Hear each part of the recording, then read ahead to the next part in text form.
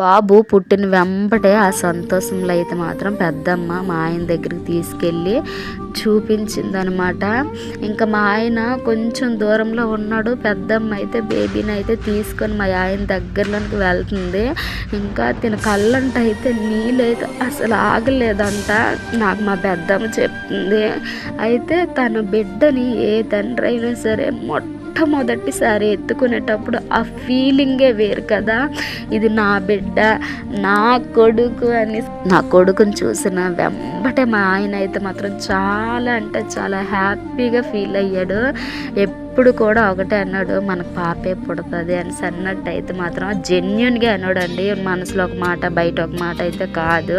కానీ బాబునైతే పెద్దమ్మ తీసుకెళ్ళి మా ఆయనకి ఇచ్చిన వెంబటే ఇంకా అమాంతంగా దగ్గరకు తీసుకొని ఆ తండ్రి ఎంత మురిసిపోయాడో నేనైతే దగ్గరుండి చూడలేదు. పెద్దమ్మ చెప్తుందనమాట, మీ ఆయన ఎంత హ్యాపీగా ఎత్తుకున్నాడో తెలుసమ్మా, మురిసిపోతాడమ్మా కొడుకుని చూసుకొనని. నేను లోపలుండి కూడా నేను చాలా హ్యాపీగా ఫీల్ అయ్యాను. నా తరపున అంటూ నా భర్తకి నేను ఏమీ ఇవ్వలేదండి. ఆస్తులైనా అంతస్తులైనా కట్నాలైనా కానుకలైనా ఏమి ఇవ్వలేదు. అలాంటిది నా కొడుకుని మాత్రమే బెస్ట్ గిఫ్ట్గా అయితే మాత్రం నేను ఇచ్చానని హ్యాపీగా ఫీల్ అయ్యాను. ఇంకంతే. ఇంకా 5 days అయితే మాత్రం ఇంకా హాస్పిటల్లో ఉన్నాము. ఇంకా చూడడానికి వస్తారు కదా కొంతమంది, అయితే వచ్చి చూసి పలకరించి అయితే మాత్రం వాళ్ళకి కలిగింది వాళ్ళ చేతిలో పెట్టి అయితే మాత్రం వెళ్ళిపోయారు. ఇంకా నాకు 5 days తర్వాత అయితే మాత్రం డిశ్చార్జ్ అనేది ఇచ్చారండి.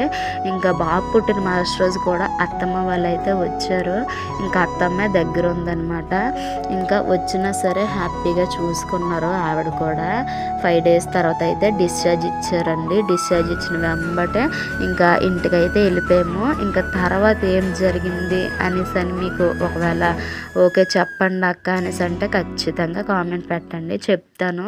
లేదు నార్మల్గా వీడియోస్ చేయండి అక్క ఇంక చెప్పొద్దంటే నేను కామ్గా అయిపోయి ఇంకా ఏవైనా కంటెంట్ ఇవ్వడానికి అయితే మాత్రం ప్రయత్నం చేస్తాను. ఇంక ఈ పూట వీడియో ఇదే. Have a nice day.